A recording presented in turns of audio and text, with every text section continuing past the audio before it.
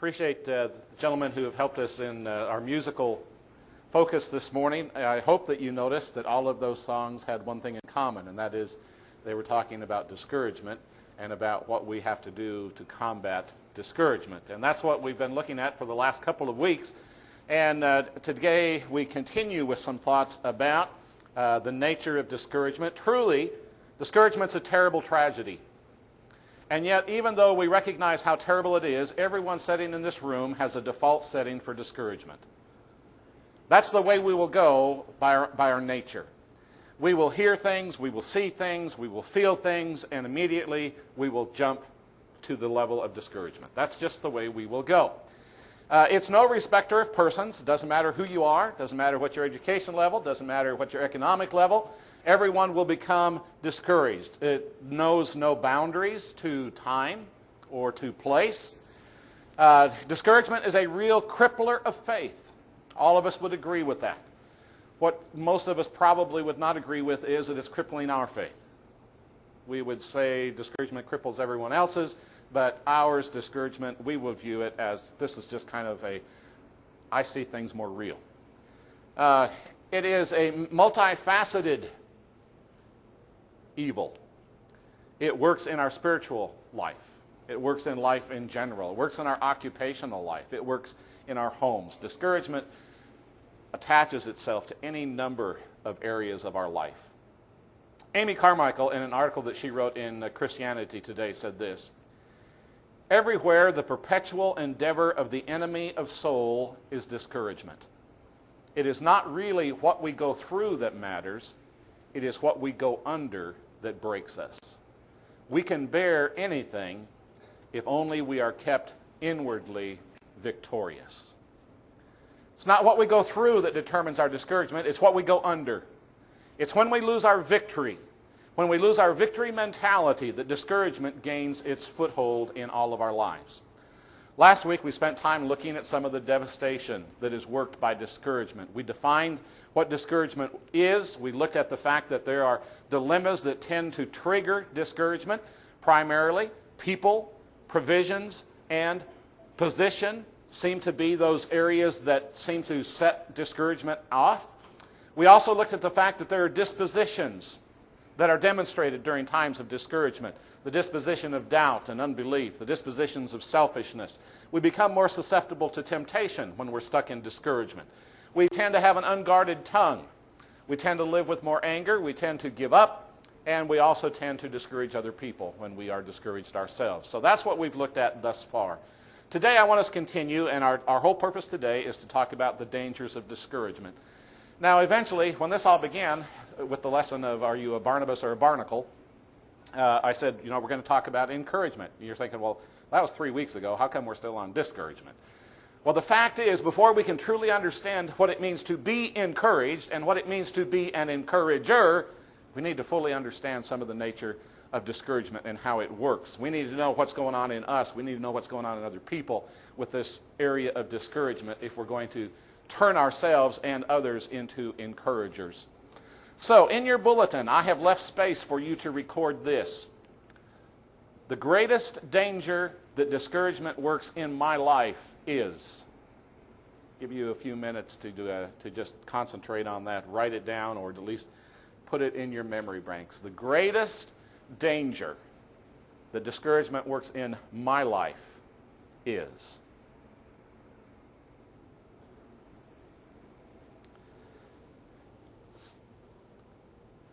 All that I really intend to do with that is to get us all to acknowledge that discouragement's dangerous for any of us. I don't know what yours is. I think I have thought about mine, what I would write in that sentence. Discouragement is a danger to us. And it produces certain realities if we succumb to it. I want us to look at a text in Numbers chapter 21, and we'll be focusing on this text for some of our thoughts this morning. When they had journeyed from Mount Hor by the way of the Red Sea to compass the land of Edom, and the soul of the people was much discouraged because of the way, and the people spake against God and against Moses. In that text, we're going to find a number of things that are dangerous about discouragement.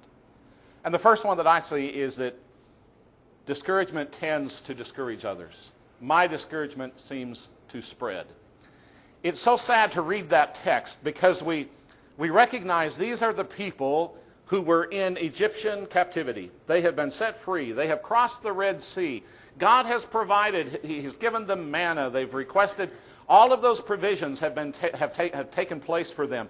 And we read of this entire group becoming discouraged. Sad. The wording here reveals that the reason for the discouragement is because of the way. Now that's really interesting to contemplate that. Because who was establishing the way of these people? In the daytime there was a cloud. That was the presence of God that went before them. At nighttime there was what? A pillar of fire doing the same thing. Who was establishing the way for these people? God was. And yet it's said in the text, they became discouraged because of the way. From this we learn, I think, that our human assumptions easily become the breeding grounds for discouragement. Truly, we have assumptions about God. We have assumptions about God's work. We have assumptions about ourselves. We have assumptions about others. We have assumptions about how things are, about how things ought to be, and about how things should be. All of us live with assumptions. But discouragement becomes reality when our assumptions do not meet with what we see as reality. That's when discouragement enters. As long as our assumptions are relatively close to what we see is going on, most of us are well adjusted and everything is good in our world. So if I assume certain things about this is God's work, and if I see certain things happening according to my assumption, then I'm glad to see that, and I think things are going pretty well. When our assumptions become distant from reality, then things like confusion, anger, disillusionment, and discouragement become our normal way of existing. When our assumptions and reality get farther apart, discouragement has a bigger place to live. And that's what will move in there. Such was the case for the Israelites. There was a gap that existed between their assumptions of what God ought to be doing for them and what was really happening. It demonstrates itself within the damage of discouragement. I wonder how much of God's work sometimes gets held captive or totally neglected because we're discouraged about God's way. Video that we watched this morning in the adult class powerfully challenged us to be people of obedience. But so often the temptation is for us to be people of assumption. And if God isn't meeting our assumptions, we become disillusioned, we become discouraged. If other people aren't meeting our assumptions, we become disillusioned and discouraged. Discouragement spread among the Israelites just as it did anytime discouragement shows up.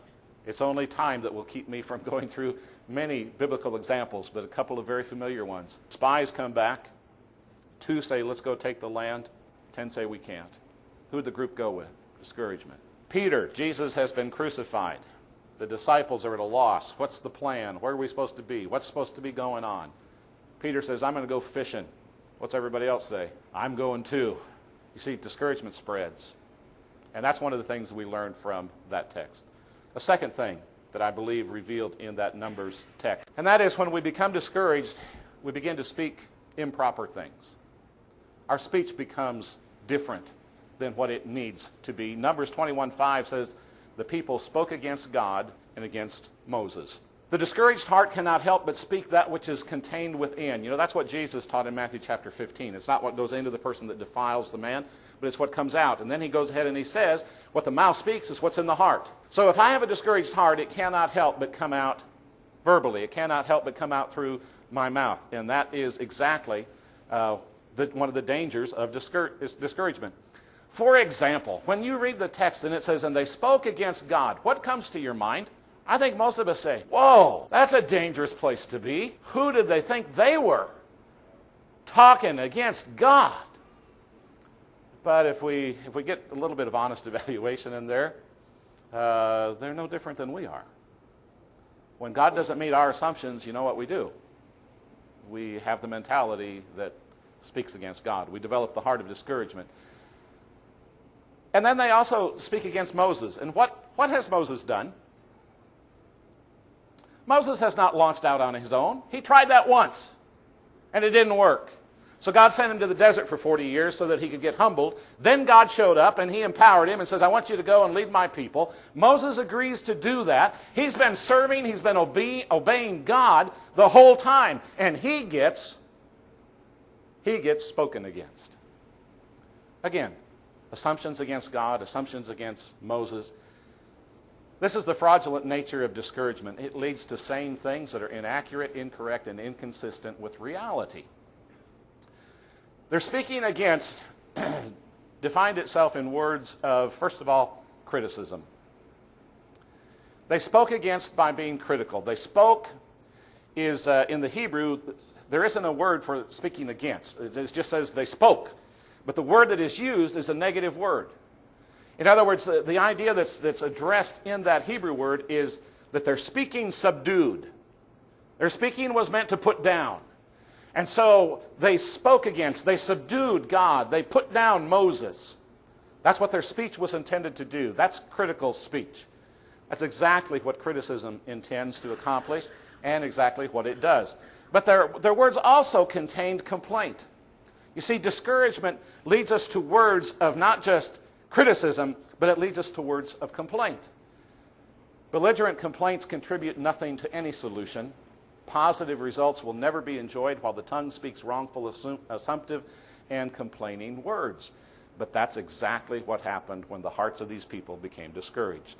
They complained. They also criticized. No wonder Paul will say in Philippians chapter 4, do everything without what? Complaining or grumbling. And in doing that, he says, we prove ourselves to be blameless, pure children of God. I want you to see something in that text. Do children of God complain? Do children of God grumble? The text says, the way that we become blameless and innocent is by making sure if that is something we have done, it's something we don't desire to do. We attempt to remove ourselves from that mentality. And he says that's how you and I become these shining stars that shine bright in a crooked and perverse generation. That's how the evidence of our walk is demonstrated. I love this little poem. I stood on the streets of a busy town watching men tearing a building down. With a ho-heave-ho and a husky yell, they swung a beam and a side wall fell. I asked the foreman of the crew, are those men as skilled as those you hire if you wanted to build? No, he says. No, indeed. Just common laborers is all I need. I can tear as much in a day or two as would take skilled men a year to do. And then I thought, as I went on my way, just which of those two roles do I play? Have I walked life's road with a care, measuring each deed with rule and square? Or am I one of those whom roam a town, content with the labor of tearing down? The Israelites allowed their discouragement to turn them into excellent terror downers. And that's what they did. A third thing that I think is evidenced in our Numbers chapter 21 text is that one envisions incorrect things. The discouragement spread. It affected their speech. It also affected what they saw. Why have you brought us out of Egypt to die in the wilderness, for there is no food or water, and we loathe this miserable food? The vision of Israel was distorted. They could only see the worst. That's all they could envision. They could only see what was wrong. They could only envision what was going to happen in a wilderness. And we, again, in our video series, saw what that wilderness would have looked like, what that desert would have been. You could quickly imagine the worst living in that environment. And that's where they went. That's what they did. Theirs was a hypothetical negativity vision. In other words, there wasn't any reality to it, but it was what they envisioned was going to happen. God had led them in a way that they understood hypothetically was destructive. It's interesting. The text says, first of all, it says there's no water. So what are they afraid of?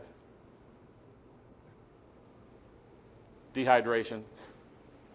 It also says there's no food. But then it's almost like they realize, oh, we do have food. Because then they say, we loathe this miserable food. And what food are they talking about? Manna. That which God gave them, that which God supplied them when they complained earlier. They're saying, we loathe this miserable food. Where was their vision? It was only on the worst. They could not see God's blessing. They could not see God in any of their situation. But not only was their vision distorted, it was also dominated by defeatism. They said, all of us are going to die in the wilderness. You know what? Some of them were right. Remember, that's some of the punishment.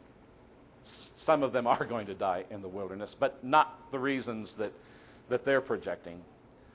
The fourth thing that I want to suggest is that one reaches improper conclusions when one is discouraged.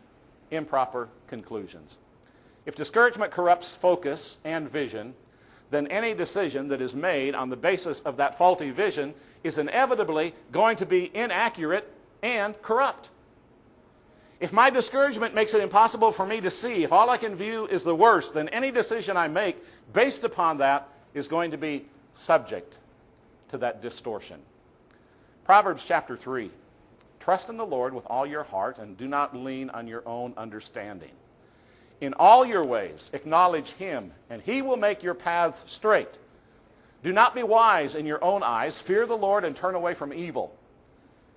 It will be healing to your body and refreshment to your bones. Now that's more than just a little nice proverbial structure. That passage is the crux of what we're talking about.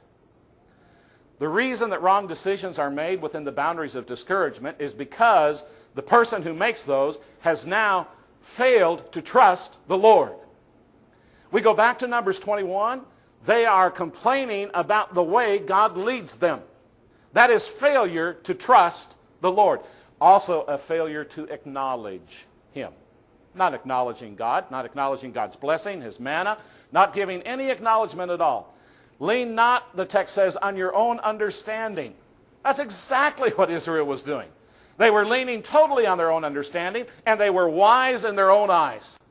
They come to Moses and complain because they think, I'm the wise one, you are the foolish one.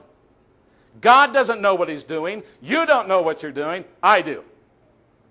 Folks, that's exactly what happened to the Israelites. They're leaning on their own understanding. They are wise in their own eyes. Decisions during discouragement are also usually filled with fear. We're going to starve. We're going to die. You know, you translate that, fear. Max Lucado has written this.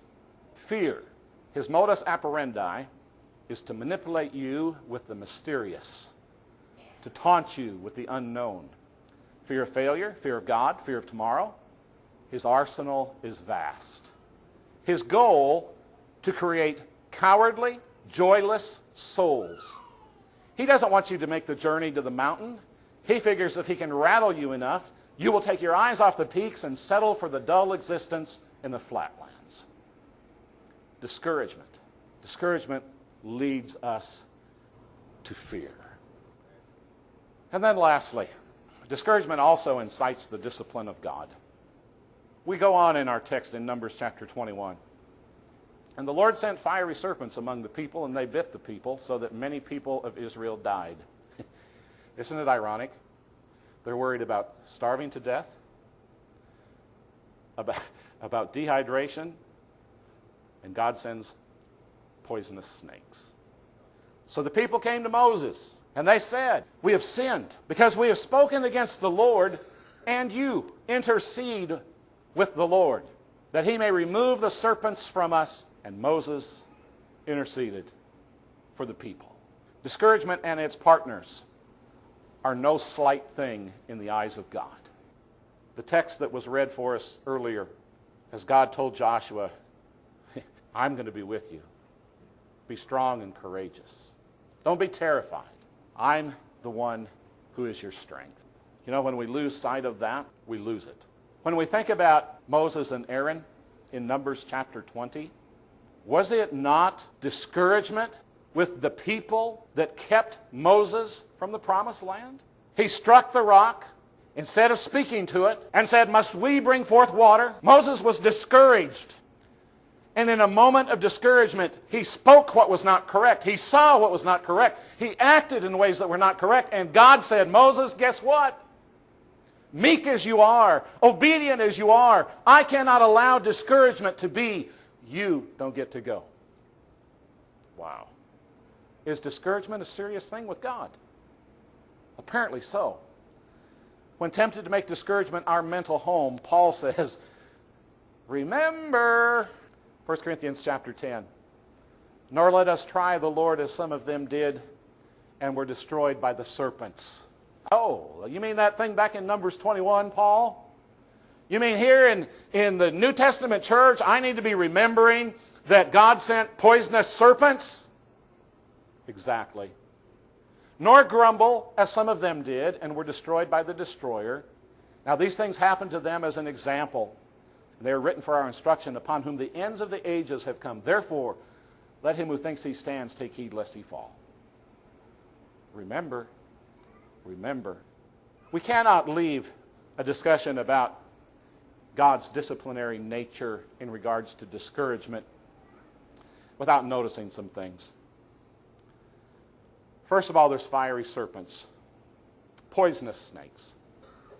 Isn't it fascinating that when the people were giving way to the venom of discouragement and the control and the death that it would bring, that literally God decided, I'm going to send them poisonous snakes. I'm going to let them be bitten by poisonous snakes. And without an antidote, they're going to literally see you die from discouragement. That's what God chose. Well, when that happened, people began to reevaluate. And the scripture says they came to Moses. And that reveals to me they're restructuring within their hearts and within their actions. And they're restructuring their commitment and what it means for them to walk the way with God again. And they come to Moses and they say, we have sinned. We have sinned. We recognize we have missed the mark that God has called us to. We have taken aim in the wrong direction because discouragement's affected our vision, our whole group. It's affected how we think and how we speak. So we need to come back. We have missed that mark.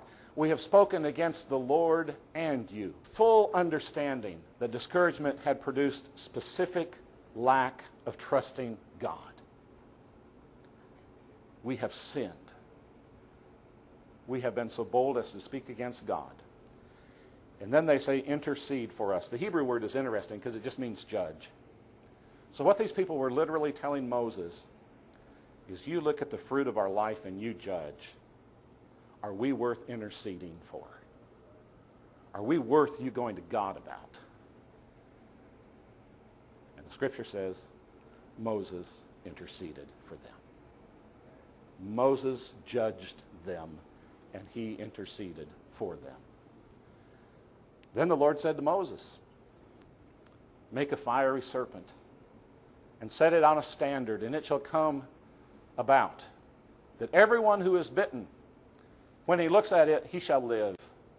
And Moses made a bronze serpent and he set it on the standard, and it came about that if a serpent bit any man and he looked to the bronze serpent, he lived. Now the sons of Israel moved out. God's cure. Those bitten by the despair of discouragement were literally to look up for healing. That's it. That is the cure. When we are discouraged for any reason by anything, the solution is always the same. Discouragement is always because we're looking at the wrong thing, processing the wrong way, and the solution is always the same. That way. It is looking up. It is making it all about God, all about Jesus, not about me, not about you. It's about Him. And if I can't keep my vision fixed on Him, I am bound for a life of discouragement. And it doesn't matter if you're a preacher or a deacon, if you're a teacher, it doesn't matter if you've been a Christian 50 years or 5 minutes. It doesn't matter if it's not about Him.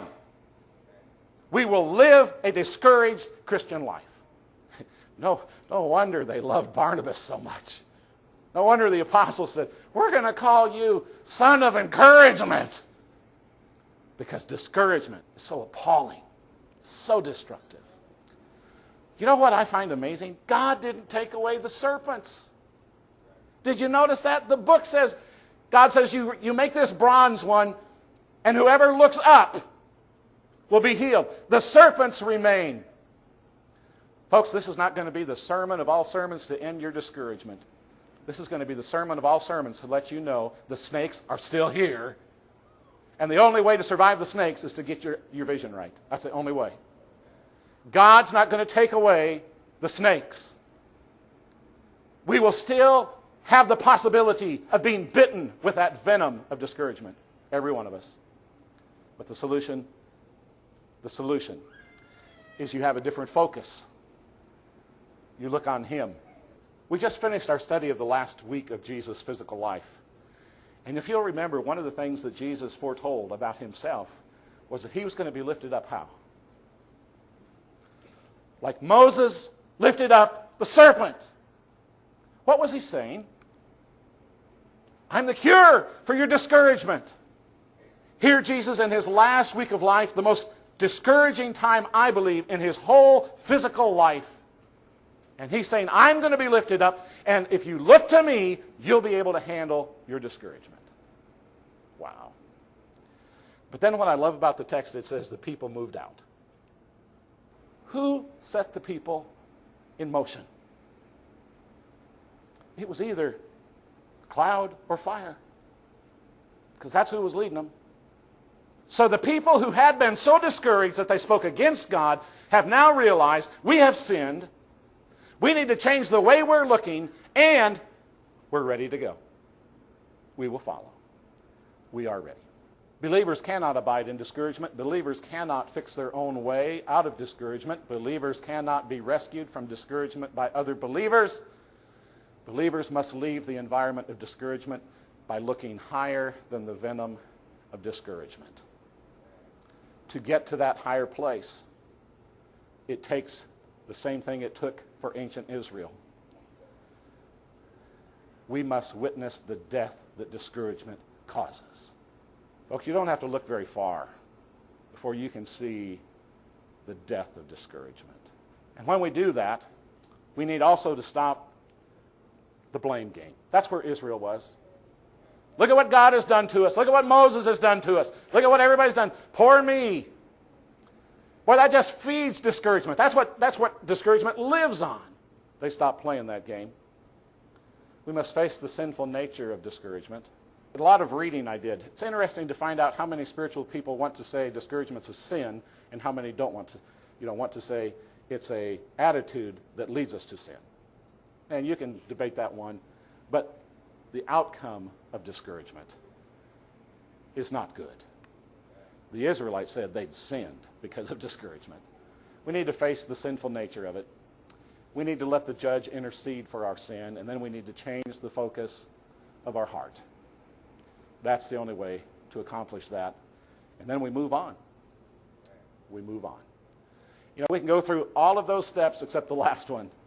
And what we do is we bury the root of our discouragement just in case we want to water it again. Every person in this room has opportunity to leave our assembly this morning in one of two conditions.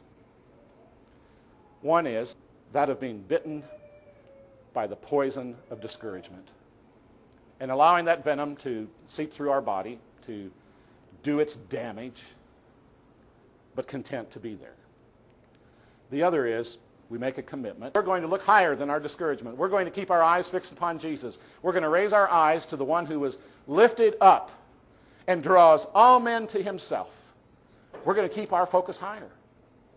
Folks, and there is no discouragement with which you and I wrestle that will not solve it. You're a Bible school teacher, you're discouraged. Why? Well, we used to have a lot more kids in those classes. Yes, we did. What are you looking at? When I look at Jesus, Jesus taught a single woman, and a whole town was converted because he spent time with one person. Teachers, there's never a class too small. But if you want to be discouraged, you can drink that poison. Oh, we're not what we once were. Absolutely. We're not what we once were. Is that going to be discouragement, or is it going to be, okay, what do you got figured out for us now? Where are we supposed to be headed now? Where are you leading us now? Those are the two options that we have. Those are two options I have. Folks, there's always an abundance of things to be discouraged about. I want to start around a list of things to be full before it made it past Kelly. We all have enough to be discouraged about. It's not what comes upon us, but what we allow to come over us and overpower us that matters. So, discouragement. Wow. We do need Barnabases. But before a Barnabas can be effective, you've got to have people willing to look higher. Look to what the Barnabas is saying. Although no one can go back and make a brand new start, anyone can start from now and make a brand new ending. The Israelites came to a point, they recognized the destruction of discouragement in their lives, and they said, you know what, Moses, we've done wrong. We want to go God's way, so we're ready. My prayer this morning is for every one of us as body members to decide the venom of discouragement is not going to conquer us. We'll be discouraged. The snakes are going to be there, but it's not going to conquer us because there has been one who has been raised up. And he demands my vision. He demands my heart. He demands my obedience.